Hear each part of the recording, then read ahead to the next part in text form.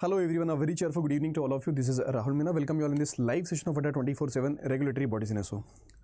So दोस्तों काफ़ी बहुत मतलब बोल सकते हैं काफ़ी बड़ी वैकेंसी आपके सामने है, एक अच्छी अपॉर्चुनिटी आप सबके सामने है ना।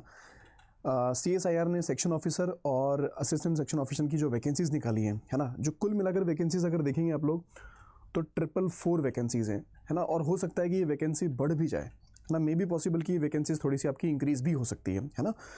ठीक है, तो काफ़ी अच्छी वैकेंसीज़ हैं। ये पूरा का पूरा नोटिफिकेशन का जो डिस्कशन है वो आप इस सेशन के थ्रू हम लोग करने वाले हैं। ठीक है, जो भी आपके इंपॉर्टेंट पॉइंट्स है इसके रिलेटेड वो सारे के सारे हम लोग इसमें डिस्कस करेंगे, राइट।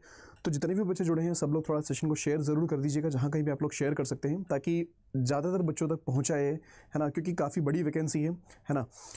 तो बिना किसी देरी के शुरुआत करते हैं सेशन की। दोस्तों देखिए, अगर आप वैकेंसीज़ की अगर बात कर लेंगे, है ना, कि यहाँ पर देखिए जो वैकेंसीज निकली हैं, राइट, इसमें council of scientific and industrial research, department of scientific and industrial research, देखा जाए तो ministry of science and technology, government of India. तो यहाँ पर आपकी वैकेंसी रहेगी कुल मिलाकर, राइट। और जो पूरी की पूरी एजेंडा रहेगा आज के सेशन का, जो डिस्कशन रहेगा अपना वैकेंसी डिटेल्स के बारे में, क्वालिफिकेशन को लेकर, एज क्राइटेरिया क्या रहेगा इसका, सिलेबस क्या है, सैलरी क्या है, एग्जामिनेशन पैटर्न क्या रहेगा, ये पूरा पार्ट हम लोग यहाँ पर आज जो है डिस्कस करने वाले हैं। ठीक है, सो 1 बाय 1 सारे पॉइंट्स पर डिस्कशन हम लोग करेंगे। ठीक है, सो रिक्रूटमेंट नोटिस जो है वो combined administrative service commission CASE ने 2023 के लिए निकाला मेनली। ठीक है, जिसके अंदर आपके पास जो वैकेंसीज निकली है वो सेक्शन ऑफिसर की निकली है, जो कि जनरल फाइनेंस एंड अकाउंट्स के लिए, और सेम आपका एडमिनिस्ट्रेटिव सेक्शन ऑफिसर के लिए। तो ये दो तरह की वैकेंसी आपके पास निकली है ना। ठीक है, चलिए अब जो इंपॉर्टेंट डेट्स की अगर बात कर लें यहाँ पे कि इंपॉर्टेंट डेट्स कौन कौन सी आपके लिए, राइट। सो देखिए, जो फॉर्म फिलिंग प्रोसेस जो है आपकी, है ना, जो फॉर्म फिलिंग प्रोसेस है वो आपकी 8 दिसंबर से ऑलरेडी स्टार्ट हो चुकी है। ठीक है, तो जो भी एलिजिबल कैंडिडेट्स है आपको ज़रूर से फॉर्म फिलअप कर लेना चाहिए। लास्ट डेट जो है इसकी वो क्या है, 12 जनवरी है। तो उसके पहले आप लोग आराम से फॉर्म को फिलअप कर सकते हैं। ठीक है, कि अपना एलिजिबिलिटी क्राइटेरिया देखिएगा आप लोग। ठीक है, जो भी क्वालिफिकेशन डिटेल है वो देख लीजिएगा सारी। उसके बाद अगर आपको लग रहा है कि आप एलिजिबल हैं तो ज़रूर से इस फॉर्म को फिलअप करिएगा, है ना। लास्ट डेट तक मत जाइएगा, उसके पहले ही अपने फॉर्म फिलअप कर लीजिएगा। ठीक है, तो ये डेटा आपके पास रहने वाला है। ठीक, और वहीं की लास्ट डेट अगर देखेंगे आप लोग तो 14 जनवरी है। ये सिर्फ आपकी कौन सी है, submission of online application fee, है ना। ऑनलाइन एप्लीकेशन फ़ी का सबमिशन जो रहेगा वो आपका लास्ट डेट ये रहेगी। आगे अगर देखोगे आप एक इंपॉर्टेंट पॉइंट्स वो है आपको डेट को लेकर कि ये टेंटेटिव डेट्स कहिए, स्टेज 1 या फेज़ 1 आप बोल सकते हो कि टेंटेटिव डेट जो है आपकी वो कब है, फरवरी के आसपास। मतलब अभी टाइम है आपके पास, अभी टाइम है आपके पास, है ना। दिसंबर है, जनवरी है, और फेब में कहीं ना कहीं इसका टेंटेटिव डेट्स दिया रखा है कि उसके आसपास आपकी एग्जामिनेशन होने वाली है, राइट। अगर हम बात कर ले स्टेज 2 की, टेंटेटिव डेट जो है स्टेज 2 के लिए, तो स्टेज 2 को अगर देखोगे तो ये आपको नोटिफाई कर दिया जाएगा CSIR के साइट पर, वेबसाइट पर आप जब विजिट करोगे तो वहाँ पर नोटिफाई कर दिया जाएगा उसके रिलेटेड, राइट। ठीक है, तो ये आपके इंपॉर्टेंट डेट्स हैं इसके रिलेटेड। आगे बढ़ते हैं। सो दोस्तों अगर देखा जाए कि वैकेंसी, है ना, पोजीशन, क्वालिफिकेशन जो है आपका मेनली वो किस तरह से रहने वाला है। सो नंबर ऑफ पोस्ट अगर देखें, है ना, यहाँ पर नंबर ऑफ पोस्ट कितनी है, 76 है। नंबर ऑफ पोस्ट कितनी है, 76 है। किसके लिए, सेक्शन ऑफिसर्स के लिए। सेक्शन ऑफिसर्स के लिए आपकी नंबर ऑफ वैकेंसीज कितनी है, कुल मिलाकर 76 है। ठीक है, और यहाँ पर देखिए आपसे सिर्फ जो एसेंशियल क्वालिफिकेशन मांगा गया है वो यूनिवर्सिटी डिग्री, मतलब आप अगर ग्रेजुएट हैं, है ना, इसमें कोई भी क्राइटेरिया अलग से फिक्स नहीं कर रखा है कि आपके इतने % होना चाहिए या फिर इतना % कुछ नहीं कर रखा है। इसमें सिर्फ बोला कि यूनिवर्सिटी डिग्री आपके पास होना चाहिए, क्लियर।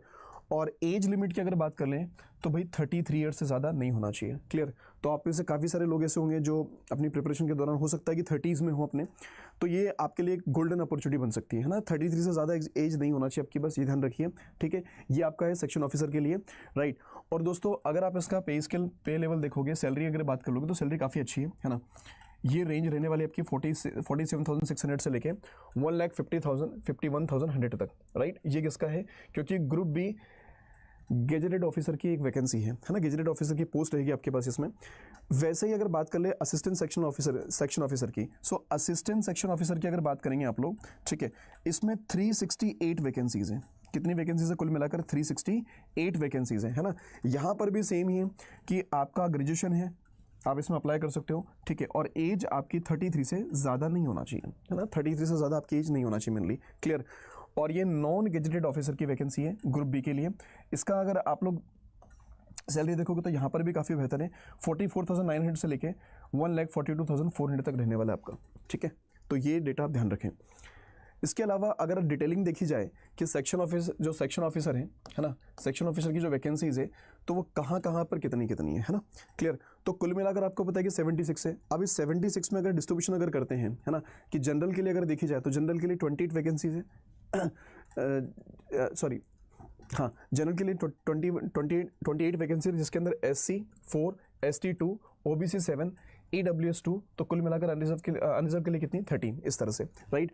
वहीं पर अगर आप फाइनेंस और अकाउंटेंट्स की अगर बात करेंगे है ना, तो यहाँ पर 26 वैकेंसी आपके पास है, जिसके अंदर से 3 SC के अंदर है, ST के अंदर 1 है, OBC के अंदर 7 है, EWS के अंदर 2 है, और वहीं पर अनरिजर्व की अगर बात कर ले तो 13 है।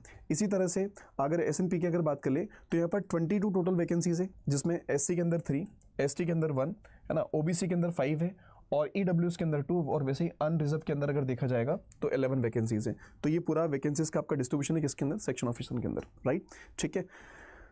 आगे अगर देखा जाए कि असिस्टेंट सेक्शन ऑफिसर की अगर बात कर लें तो उनकी वैकेंसीज की कुल मिलाकर आपको पता है कि 368 वैकेंसीज है। तो 368 वैकेंसीज में जो डिस्ट्रीब्यूशन आपके पास है ना, सो असिस्टेंट सेक्शन ऑफिसर में जनरल की अगर बात करें तो 237, जिसके अंदर 35 SC के अंदर, ST के अंदर 17, OBC के अंदर 66, EWS के अंदर 23, और अनरिजर्व के अंदर कितना है 96 है, राइट।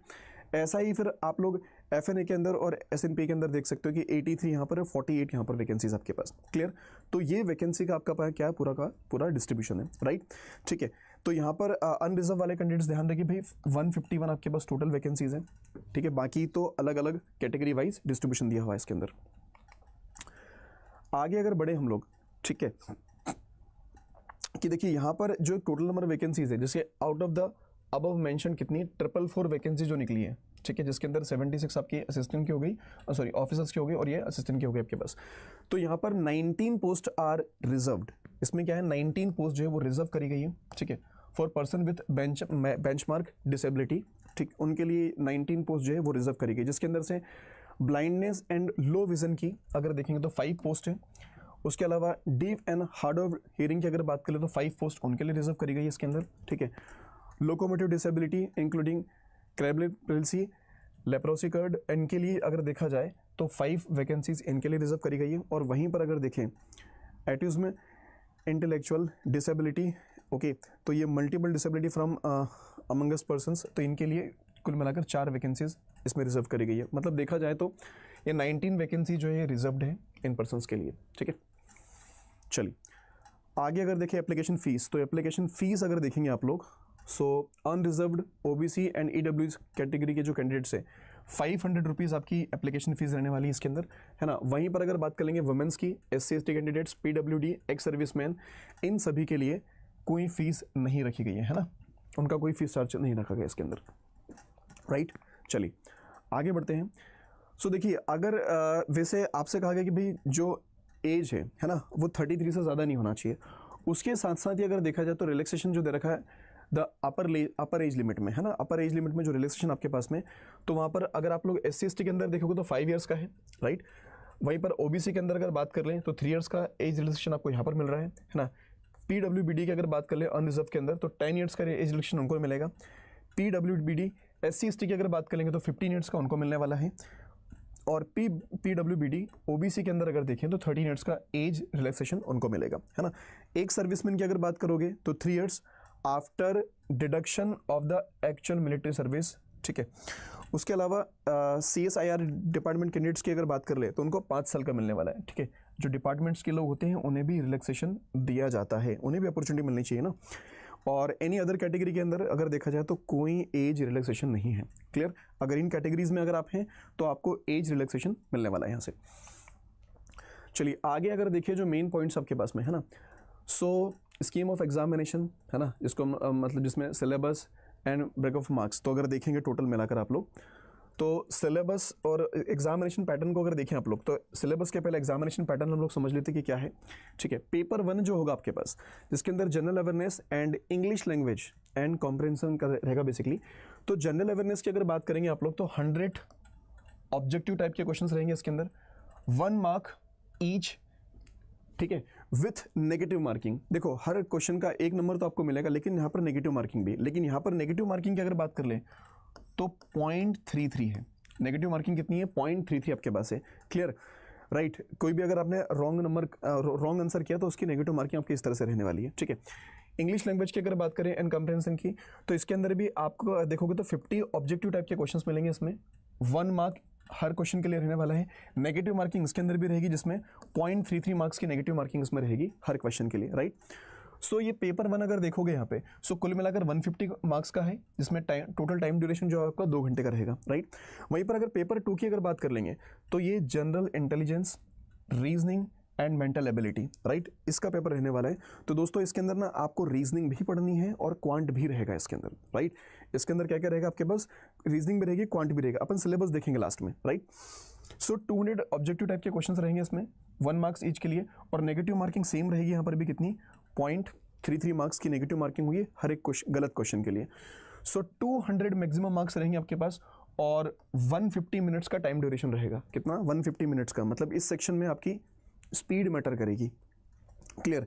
पेपर 3 पर अगर जाएंगे आप लोग, सो इंग्लिश एंड हिंदी जो कि डिस्क्रिप्टिव पेपर रहेगा आपका, मतलब आपके पास दोनों लैंग्वेजेस का ऑप्शन है। आप हिंदी में भी दे सकते हैं इसको और इंग्लिश में भी कर सकते हैं। तो जो बच्चे हिंदी मीडियम से बिलोंग करते हैं तो उन्हें भी ज़्यादा टेंशन लेने की ज़रूरत नहीं है, राइट। कि आप लोग अगर डिस्क्रिप्टिव पेपर से डरते हो कि इंग्लिश में होगा, तो इंग्लिश में नहीं, हिंदी में भी रहेगा। ये दोनों ही लैंग्वेजेस का उन्होंने ऑप्शन दे रखा आपके पास, राइट। इसके अंदर ऐसे, precious and later, application writing, ये सब रहेगा। 150 मार्क्स का रहेगा बेसिकली, और जिसके अंदर 2 घंटे आपको मिलने वाले हैं, राइट। फिर बात कर ले इंटरव्यू की, तो दोस्तों इंटरव्यू जो होगा, इंटरव्यू कितना? 100 मार्क्स का इंटरव्यू रहेगा आपके पास में for the post of section officer, है ना। जब हम सेक्शन ऑफिसर के लिए जाएंगे तो सेक्शन ऑफिसर के लिए आपका इंटरव्यू रखा गया है जो कि 100 मार्क्स का होगा, है ना। सेक्शन ऑफिसर के लिए रहेगा 100 मार्क्स का, राइट, सिर्फ। और बात कर ले सीपीटी की, तो सीपीटी जो होगा आपके पास, computer proficiency test carrying 100 marks for the post of assistant section officer. जो असिस्टेंट सेक्शन ऑफिसर के तौर पर जाएंगे तो उनके लिए सीपीटी रखा गया है, राइट।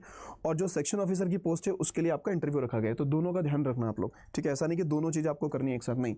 आप लोग इंटरव्यू सीपीटी में नहीं करना है, इसके अंदर आपको सिर्फ इंटरव्यू की अगर बात कर ले तो सिर्फ सेक्शन ऑफिसर में है। सीपीटी टेस्ट जो होगा आपका, कंप्यूटर प्रोफिशिएंसी टेस्ट जो होने वाला है, वो सिर्फ आपका असिस्टेंट सेक्शन ऑफिसर के अंदर रहेगा, ठीक। फिर paper 1, paper 2 and paper 3 will be common and compulsory for all the post. ये बात सही है कि जितनी भी पोस्ट है उन सभी पोस्ट के लिए पेपर 1, पेपर 3, पेपर 2, पेपर 3, है ना, वो कंपलसरी दोस्तों, है ना। आप किसी एक को स्किप नहीं कर सकते, सारे के सारे पेपर क्या है इसमें कंपलसरी है, ठीक। और देखो ये लाइन उन्होंने मेंशन भी कर रखी है कि all the papers will be bilingual, English and Hindi, right. सिर्फ इंग्लिश वाले पेपर को छोड़कर, क्योंकि उसमें हिंदी नहीं होगा ना, ठीक है। बाकी सारे पेपर आपके किस में रहेंगे? हिंदी इंग्लिश दोनों में रहेंगे, राइट। चलिए आगे बढ़ते हैं। आगे अगर देखा जाए दोस्तों, तो ये आपके पास क्या है? For the post of section officer, for the post of section officer, जो सेक्शन ऑफिसर के लिए बच्चे जाएंगे उनके लिए क्या है कि candidates who secure the minimum threshold marks in aggregate out of 350 marks, out of 350 marks paper 1 and paper 2 will be called for the paper 3 descriptive paper. मतलब देखो यहाँ पर क्या है कि पेपर 1 और पेपर 2 दोनों के दोनों इंपॉर्टेंट है अपने लिए। पेपर 1 और पेपर 2 दोनों इंपॉर्टेंट है ना। कि जैसे आपने यहाँ पर देखा है कि पेपर 1 अपने पास ये रहा, पेपर 1 हमारे पास ये रहा जो कि कितना है? 150 मार्क्स का है, ठीक है। पेपर 1 ये रहा जो कि 150 मार्क्स का पूरा, राइट। और पेपर 2 जो आपका है, जिसमें general intelligence, reasoning and mental ability है ना, इसमें क्वांट भी रहेगा, रीजनिंग भी रहेगी आप लोगों की। तो ये आपका 200 मार्क्स का है, राइट। तो कुल मिलाकर कितना हो गया? 350 हो गया। कुल मिलाकर कितना हो गया? 200 और 150 मतलब 350 हो गया, ठीक है। जब आप लोग इसको कट ऑफ, जो मतलब जो उनका थ्रेशोल्ड अगर देखोगे कि जो उनके एग्रीगेट जो मार्क्स चाहिए उनको मेनली, वो आपने अगर क्लियर कर लिया उसका, है ना, उसके बाद आप लोग किस में पेपर हो गए? पेपर 3 के अंदर, जो कि डिस्क्रिप्टिव पेपर आपका रहने वाला है मेनली, ठीक है। Second, candidates who secure the minimum threshold marks in paper 1, paper 2 and paper 3 in aggregate out of 500 marks will be called for the interview, interview carried 100 marks. ये आपको बताया अभी, है ना। और फिर थर्ड पॉइंट लिखा कि the total marks for the post of section officer will be 600, ठीक है। And final selection wait list will be prepared keeping in view the number of vacancies and total marks obtained by the candidates subject to securing the minimum threshold marks, ठीक है। ये ध्यान रखना है आपको। और अदर बात कर ले हम लोग किसकी, असिस्टेंट सेक्शन ऑफिसर की, तो असिस्टेंट सेक्शन ऑफिसर में वही चीज़ें आपके पास यहाँ पर भी है कि candidates who secure the minimum threshold marks in aggregate out of 350, क्योंकि दोनों पेपर देना जरूरी है ना, जिसमें पेपर 1 एंड पेपर 2 जो है will be called for the paper 3। अगर इसमें आपने स्कोर प्रॉपर किया है, जो भी उनका थ्रेशोल्ड एग्रीगेट रहेगा उस 350 में से, तो आप पेपर 3 के लिए कॉल्ड किए जाओगे, है ना। और उसके बाद में एंड कंप्यूटर प्रोफिशिएंसी टेस्ट जो कि आपका सीपीटी रहने वाला है ना। CPT is qualifying in nature, यहां पर अगर बात करोगे तो सीपीटी जो है आपका वो सिर्फ क्वालिफाइंग इन नेचर है, and marks obtain in CPT will not be counted towards final marks. Final marks में सीपीटी के मार्क्स आपके काउंट नहीं करे जाएंगे, उससे कोई दिक्कत नहीं है, लेकिन हाँ उसको क्वालिफाई करना जरूरी है अपने को, है ना। The total marks for the post of assistant section officer, है ना, जो कितने हैं 500 है, एक्सक्लूडिंग सीपीटी, सीपीटी को हटाने के बाद, राइट।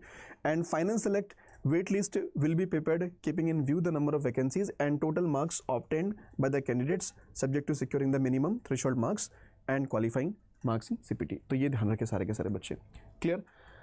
अब दूसरी अगर बात कर लें, है ना, अगर सिलेबस के पहले एक बात और दिखा दें कि देखो कई बार क्या होता है ना कि दो कैंडिडेट्स के जो मार्क्स हैं वो हो सकता है कि मतलब लेवल बराबर हो जाए, सिमिलरिटी हो जाए उसके अंदर, तो फिर वहाँ पर भी उन्होंने कई सारे तरीके निकाले हैं कि किसको प्रेफरेंस दिया जाएगा, है ना, किसको प्रेफरेंस दिया जाएगा।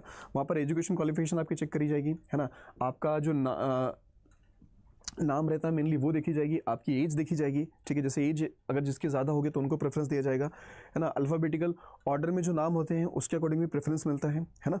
तो अगर किसी बच्चे के मार्क्स कॉन्ट्रडिक्ट करते हैं तो उनको फिर उनके पास उनको भी मतलब बाइफरगेट करने का तरीका उनका भी है वहाँ पर, राइट। चलिए अब सीधे सीधे हम लोग बात आ जाते हैं, है ना, सीधे सीधे हम लोग बात कर लेते हैं किसकी, सिलेबस की एंड बैकअप मार्क्स की। तो दोस्तों सिलेबस अगर देखोगे आप लोग तो paper 1 general awareness and English language and comprehensive, जो कि आपका टोटल 150 मार्क्स का पेपर है ना, 2 घंटे का ये पेपर होगा। अगर जनरल अवेयरनेस की अगर बात कर लेंगे तो जनरल अवेयरनेस में क्या क्या चीज़ें हैं इसमें, जनरल अवेयरनेस के अगर अंदर देखोगे तो क्या क्या चीज़ें वो पूछ रहे हैं एक तरह से, है ना। इसमें कहा गया आप लोगों से history of India, Indian national movements, constitution of India, polity, governance, social justice, current events of national and international importance, ठीक है। तो ये वाला पार्ट आपका जनरल अवेयरनेस का रहेगा, जिसके अंदर आपको हिस्ट्री ऑफ इंडिया भी देखनी है, इंडियन नेशनल मूवमेंट भी देखना है आपको, कॉन्स्टिट्यूशन ऑफ इंडिया भी देखना है, polity, governance, social justice, current events of national and international importance, ये हो गया आपके पास। अगर इंग्लिश की अगर बात कर लें, इंग्लिश लैंग्वेज की एंड कॉम्प्रिहेंसिव की, तो comprehension, right, do as direct, active and passive, direct and direct आपके पास रहने वाला है इसके अंदर, prepositions, fill in the blanks, synonyms, antonyms, sentence correction, common errors, okay, punctuation, idiom, phrases, ये सारा का सारा पार्ट आपका रहेगा, ठीक है। पहले वाले पार्ट की बात करोगे तो ये आपका 100 मार्क्स का है, सेकंड की बात करोगे तो ये आपका 50 मार्क्स का हो गया, ठीक है। तो ये बाइफिकेशन हो गया आपके पास किसका, पेपर 1 के जनरल अवेयरनेस और इंग्लिश वाले पार्ट को लेकर। उसके साथ साथ ही अगर आगे बढ़े हम लोग, ठीक है, सो ये पेपर 2 का हम लोग देखते हैं, किसका, पेपर 2 का। तो दोस्तों पेपर 2 की अगर बात कर लोगे तो जिसके अंदर क्या क्या है आपके पास में कि भाई general intelligence, reasoning, mental ability, total आपके पास कितने मार्क्स का है, 200 मार्क्स का है, टोटल कितने मार्क्स का है, 200 मार्क्स का है, राइट। जिसके अंदर अगर आप बात कर लोगे आप लोग कि general intelligence, reasoning and mental ability, तो ये आपका रहेगा कितना, 25 मार्क्स का, कितने मार्क्स का रहेगा, 25 marks, and number of questions कितने, 25, राइट।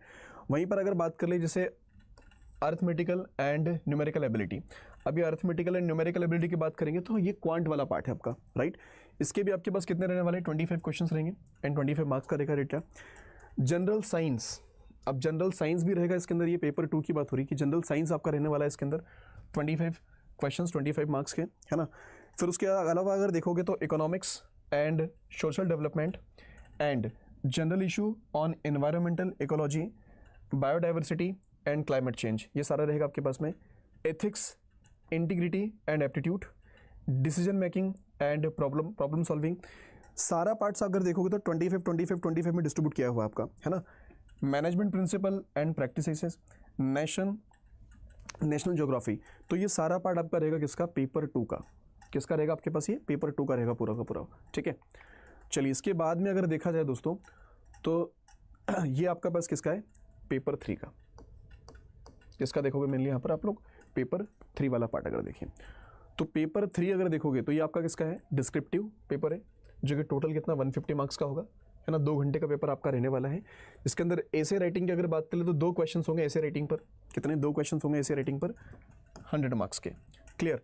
वहीं पर अगर बात कर ले प्रेसी राइटिंग की तो एक क्वेश्चन आपका इस पर रहेगा, जो कि आपका कितना रहेगा 30 मार्क्स का इसमें रहने वाला है। वहीं पर अगर बात करें लेटर एंड एप्लीकेशन राइटिंग, तो लेटर एंड एप्लीकेशन राइटिंग पर आपका एक क्वेश्चन रहने वाला है, जो कि 20 नंबर का यहाँ पर रहेगा। कितने मार्क्स का रहेगा, 20 नंबर का आपका रहने वाला है इसके अंदर, ठीक है। सो ये आपका पूरा का पूरा क्या था, बेसिकली सिलेबस था, है ना।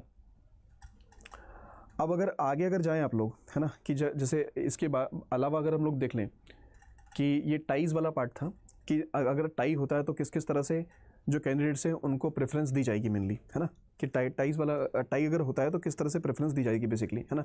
अगर सेक्शन ऑफिसर के तौर पर अगर देखोगे आप लोग कि अगर 2 कैंडिडेट्स के बीच का स्कोर मान लो जो टाई हो गया बेसिकली, तो क्या करेंगे वो लोग, तो candidate with higher marks in their papers which have been considered for preparation of merit, है ना, of written test placed higher, सीधी बात है यार, है ना।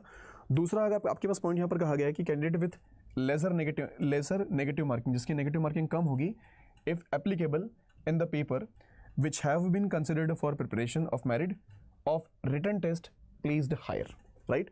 थर्ड पॉइंट अगर देखोगे आप लोग तो कहा गया है कि डेट ऑफ बर्थ को लेकर, है ना, date of birth with older candidate placed higher, right. फिर फोर्थ एक पॉइंट इन्होंने और कर रखा है कि candidates acquiring essential degree earlier placed higher, ठीक है। और एक आपके पास लिखा है अल्फाबेटिकली ऑर्डर में भी, तो इसके अकॉर्डिंग भी वो प्रेफरेंस देंगे कैंडिडेट्स को, क्योंकि बाइफिकेशन होना चाहिए ना कि भाई किस तरह से प्रेफरेंस देगो लोगों को, है ना। तो ये उन्होंने करके रखा है। वैसे अगर असिस्टेंट सेक्शन ऑफिसर की अगर बात कर ले तो यहाँ पर भी वही चीज़ें हैं कि candidates with lesser negative marking if applicable in the paper, ठीक है, ये नेगेटिव मार्किंग का हो गया। डेट ऑफ बर्थ को लेकर इन्होंने कर दिया है candidates acquiring essential degree earlier placed higher and alphabetical order, ठीक है। तो ये आपके पास रहेगा, ध्यान रखिएगा, है ना। तो अगर आपके स्कोर बराबर भी हो जाते तो भी दिक्कत नहीं है। उसके अलावा अगर हम बात कर ले किसने एग्जामिनेशन सेंटर्स की, तो ये एग्जामिनेशन सेंटर्स उन्होंने फिक्स कर रखे हैं स्टेज 1 के लिए, क्लियर, स्टेज 1 के लिए, है ना, जिसके अंदर आपका पेपर 1 पेपर 2 दोनों हैं। तो अहमदाबाद, बेंगलोर, भोपाल, भुवनेश्वर, चंडीगढ़, चेन्नई, है ना, धनबाद, ये देहरादून हो गया, दिल्ली, गुवाहाटी, हैदराबाद, जयपुर, जम्मू, जमशेदपुर, कोलकाता, लखनऊ, नागपुर, पुणे और तिरुवनंतपुरम। तो हर जगह आपके एग्जामिनेशन सेंटर से सारे के सारे, ये ध्यान रखिएगा आप लोग, है ना। उसके बाद अगर आगे अगर बढ़ते हैं आप लोग कि एग्जामिनेशन सेंटर्स किसके, एग्जामिनेशन सिटीज़ फॉर स्टेज 2, अगर स्टेज 2 की अगर स्टेज 2 अगर देते हैं आप लोग तो उनके एग्जामिनेशन सेंटर्स उन्होंने ये फिक्स कर रखे हैं, है ना। 11 सेंटर्स हैं जिसमें बेंगलुरु, भोपाल, चंडीगढ़, चेन्नई, दिल्ली एनसीआर, हैदराबाद, कोलकाता, लखनऊ, पुणे, जमशेदपुर और गुवाहाटी, ये आपके पास किसके हैं, स्टेज 2 के लिए हैं, है ना। चलिए इसके आगे अगर बात कर लें कि इंडिकेटिव डिटेल सिलेबस, अब सिलेबस अपने स्टार्टिंग में तो देख लिया, अब उसकी डिटेलिंग अगर थोड़ी सी देख ली तो उससे आपको क्लैरिटी थोड़ी और बढ़ेगी, उससे आपकी क्लैरिटी थोड़ी सी और बढ़ जाएगी। देखो ये सिलेबस देखना ज़रूरी क्यों होता है दोस्तों, कि सिलेबस देख के हमें आइडिया लग जाता है कि यार हम इस एग्ज़ाम के लिए प्रिपेयर करना चाहिए फिर नहीं करना चाहिए, है ना, इस एग्जामिनेशन के लिए हमें प्रिपेयर करना चाहिए या फिर नहीं करना चाहिए, ठीक है। सो देखिए अगर सिलेबस की अगर बात कर ले तो जैसे जनरल अवेयरनेस के अंदर हमने बात करी थी कि history of Indian and Indian national movements, तो ये सारा का सारा पार्ट्स हमें देखना पड़ेगा, जिसके अंदर सोर्स ऑफ इंडियन हिस्ट्री, है ना, द हड़प्पा सिविलाइजेशन हो गया, द मौर्य हो गए, द वैदिक हो गया, द मौर्य पीरियड, मतलब ये बहुत सारी की सारी हिस्ट्री वाला डेटा है आपके पास, है ना, ठीक है। तो जो बच्चे कहीं ना कहीं एसएससी की जो प्रिपरेशन करते हैं ना उनके लिए तो ये बहुत अच्छी बात है, बहुत बढ़िया वैकेंसी, आपको तो मिस बिल्कुल नहीं करना चाहिए।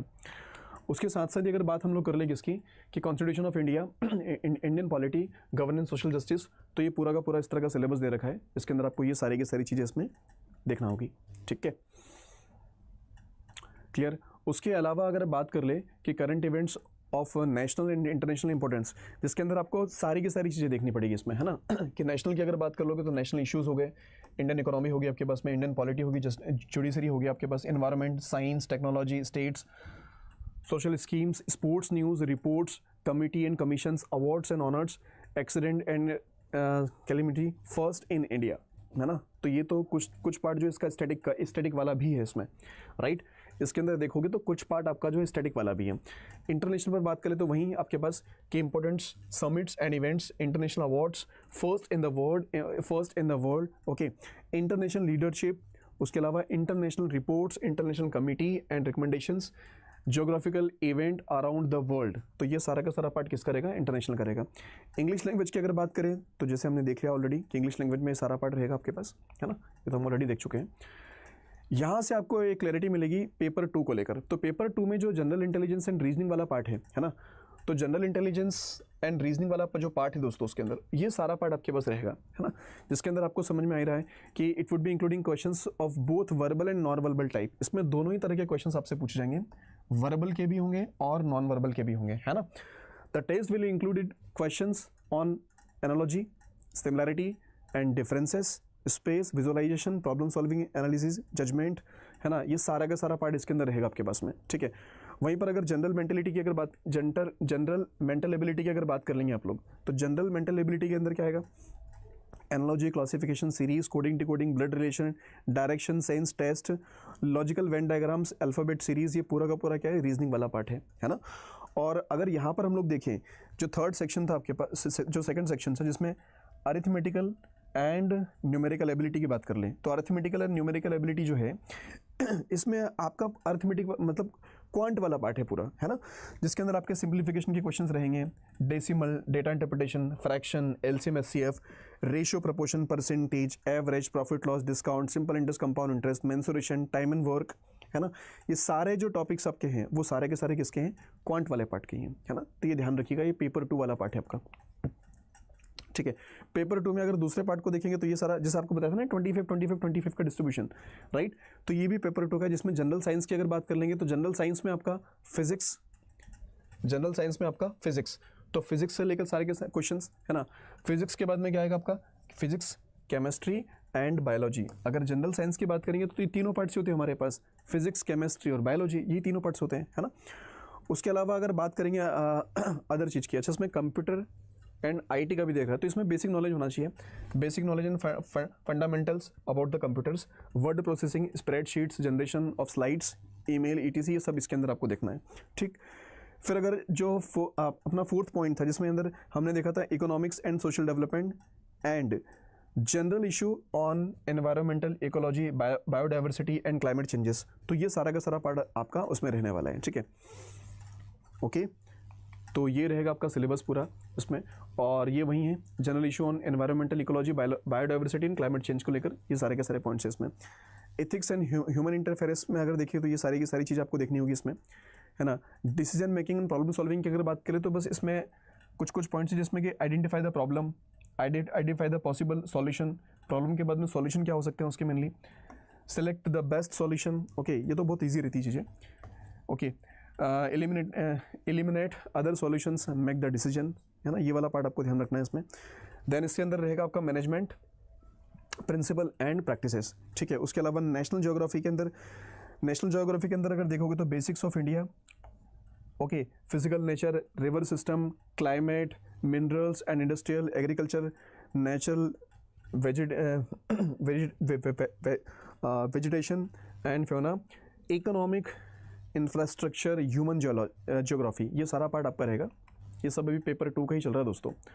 और जहाँ तक बात कर ले पेपर 3 की, पेपर 1 पेपर 2 के बाद आप जाएंगे पेपर 3 में, अगर वो दोनों क्वालिफाइड हुए तो पेपर 3 के अंदर जाएंगे। पेपर 3 में रहेगा आपका डिस्क्रिप्टिव पेपर, ठीक है, हिंदी और इंग्लिश दोनों लैंग्वेजेस में रहेगा, आप जिसमें भी कंफर्टेबल है अपना पेपर दे सकते हैं मेनली। ऐसे राइटिंग आपको बोला था कि 2 क्वेश्चंस आपके होंगे, प्रेशर राइटिंग का 1 क्वेश्चन रहेगा आपके पास में, लेटर या फिर एप्लीकेशन राइटिंग इसका 1 क्वेश्चन रहेगा आपके पास में, और कंप्यूटर प्रोफिशिएंसी जो टेस्ट है ना वो सिर्फ असिस्टेंट सेक्शन ऑफिसर के लिए है ना, सेक्शन ऑफिसर के लिए नहीं है वो। तो ये जो कंप्यूटर प्रोफिशिएंसी टेस्ट है ना, इसके अंदर आपको ये सारी की सारी चीज़ें आपको देखनी होगी, ठीक है, राइट। तो दोस्तों ये ध्यान रखिएगा, ये सारा जो पार्ट है आपका सिलेबस का था, है ना। ये पूरी वैकेंसी जो थी ये काफ़ी बढ़िया वैकेंसी है, बट हम डिसीजन तभी ले पाते हैं उसके सिलेबस को देखकर। किसी भी एग्जामिनेशन की बात कर लें तो किसी भी एग्जामिनेशन का जब हम फॉर्म फिलअप करते हैं उसके पहले हमें उसका सिलेबस देख लेना चाहिए, है ना, कि सिलेबस अपने पूरे प्रॉपर तरीके से देखा, और अगर लगता है कि यार नहीं इस सिलेबस को हम कंप्लीट कर सकते हैं, दे सकते हैं आराम से, तो लग जाना चाहिए फिर उसकी प्रिपरेशन में, राइट। क्योंकि वैकेंसी काफ़ी बढ़िया है, बहुत बढ़िया अपॉर्चुनिटी है, बहुत बढ़िया अपॉर्चुनिटी है ये, है ना, इसे बिल्कुल मिस नहीं करनी है। अगर आप एलिजिबल हो तो बिल्कुल किसी भी तरह से आपको मिस नहीं करना। और देखो एलिजिबिलिटी क्राइटेरिया तो क्या ही था, अगर आप ग्रेजुएट हैं 33 से ज़्यादा के एज के नहीं है आपके पास, आप तो एलिजिबल तो हो इस पोस्ट के लिए, है ना, तो ज़रूर से फॉर्म फिलअप करने की कोशिश करिएगा, ठीक है। कोई भी अपॉर्चुनिटी दोस्तों मिस नहीं करनी है, चांस लेना ज़रूरी है ना, ठीक है, इतनी ध्यान रखें। तो ठीक है, फिर इतना ही रखते हैं सेशन को, है ना, सेशन को करते हैं वाइंड अप। लास्ट थिंग ये कि अगर आप लोग अड्डा 24/7 के किसी भी पेड बैच में अगर एडमिशन लेते हैं, है ना, किसी भी पेड बैच में अगर एडमिशन लेते हैं किसी में भी, तो एक छोटा सा रेफरल कोड आपके लिए रहेगा Y710। इस रेफरल कोड को यूज़ करके आप मैक्सिमम डिस्काउंट ले सकते हैं, ठीक है। और दूसरी बात कि हम डिस्क्रिप्शन बॉक्स में, कमेंट बॉक्स में एक गूगल फॉर्म भी अटैच कर देंगे आपके साथ, तो जो भी आपकी क्वेरीज़ है इस एग्जामिनेशन को लेकर, जिस भी तरह की आपकी क्वेरीज़ है, वो क्वेरीज़ को ज़रूर से उस गूगल फॉर्म में फिलअप करिएगा, ठीक है दोस्तों। तो आई होप कि ये वीडियो आपके लिए हेल्पफुल रहा होगा। जितनी भी डिटेलिंग थी इस एग्जामिनेशन को लेकर वो हमने आपके साथ डिस्कस कर दी है ना। और भी अगर कुछ अपडेट्स होंगे नए तो वो आपके साथ ज़रूर शेयर करेंगे। और देखो, नंबर ऑफ़ वैकेंसीज जो है 444 है, लेकिन वो वैकेंसीज बढ़ भी सकती है, मे बी पॉसिबल की चांसेस हैं इस वैकेंसीज़ के थोड़े और बढ़ने के, है ना। तो पॉजिटिव रहो चीज़ों को लेकर। अगर आप एलिजिबल हो ज़रूर से फिलअप करिए। सिलेबस को देखकर घबराना नहीं है, इतना भी बड़ा कुछ नहीं है इसके अंदर, ठीक है। तो दोस्तों मिलते हैं अगले सेशन में। Thank you so much for joining this session. Bye bye, take care, thank you everyone.